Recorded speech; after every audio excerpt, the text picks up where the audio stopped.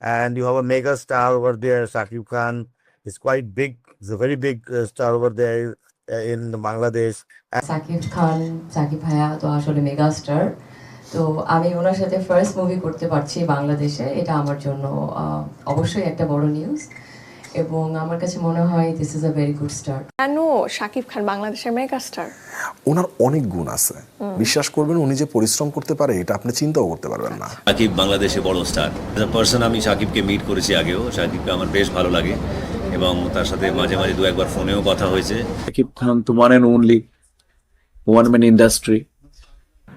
আমি মুগ্ধ হয়ে ওনার কথা শুনেছি, বললাম না, হিজ মানে লাইব্রেরি অফ নলেজ, এবং তার যে experience, no one can beat him, মানে ইন দিস জেনারেশন, মানে আমি কি বলবো। উনি সেটে ভীষণ মাটির সঙ্গে মিশে চলা মানুষ, কখনোই তুমি ওনাকে বুঝতে পারবেন না, মানে উনি যখন কাজ করেন তখন কখনোই বুঝতে পারবেন না যে উনি মেগা স্টার, ওনার মধ্যে ওই ব্যাপারটা কখনো না। উনি আর পাঁচটা আর্টিস্টের মতোই সাধারণভাবেই কাজ করেন। শাকিব ভাই আমাদের একটা ইন্ডাস্ট্রি 20-24 বছর ধরে যার নামে চলছে, তাকে বাদ দিয়ে কিন্তু আপনি আপনার ইন্ডাস্ট্রি এগিয়ে নিতে পারবেন না। এটা খুব বোকামি হবে যে যদি আমাদের কারো ছবির সাথে আসলে তার ছবির তুলনাও আসে। আর অডিয়েন্স তার মতো ফ্যান বেস পাওয়া এটা ভাগ্যের ব্যাপার যে কোনো আর্টিস্টের জন্য।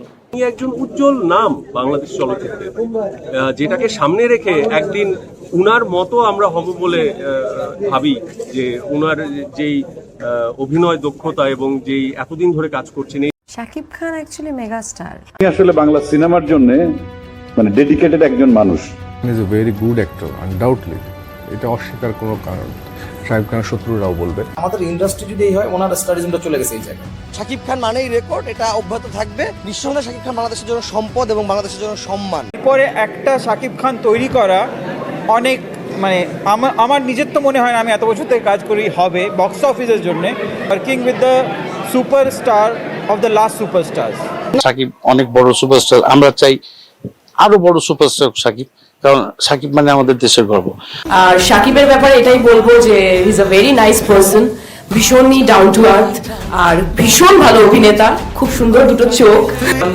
পায়েল যেটা বললো যে একবারও মনে হয়নি আমাদের হি ইজ আ সুপারস্টার, একদম আমাদের মতনই সবার সাথে মজা করে কাজ করেছে।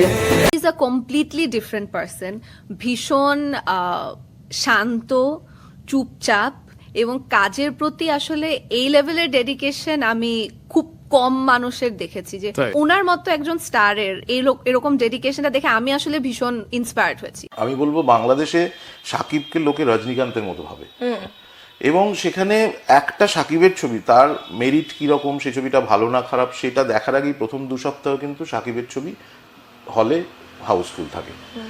শাকিব খান অনেক বড় সুপারস্টার হয়ে গেছে এখন, আলহামদুলিল্লাহ, আমাদেরই ইন্ডাস্ট্রির মানুষ এবং আমার খুব ভালো বন্ধু। আমি চাই ও আরো বড় হোক, আরো উপরে উঠুক। বাংলাদেশের মানুষ অ্যাকচুয়ালি আমাকে চিনেইছে হয়তো শাকিব খানের জন্য, কারণ উনি যদি এটা না মনে করতেন যে প্রিয়তমার মতন একটা ছবিতে আমি অংশ হতে পারি, বা এই সুযোগটা যদি আমাকে না করে দিতেন, তাহলে হয়তো আমি ওই ছবিটাই করতে পারতাম না।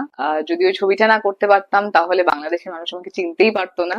তার মাথার চুল থেকে পায়ের নখ পর্যন্ত একটা পুরুষ, একটা আর্টিস্ট, একটা হিরো। আপনি শাকিব খানকে লাগবেই বাংলা ফিল্ম ইন্ডাস্ট্রিতে, এর বিকল্প নাই। আপাতত কেউ বিকল্প হিসাবে দাঁড়াতে পারেনি এখন পর্যন্ত।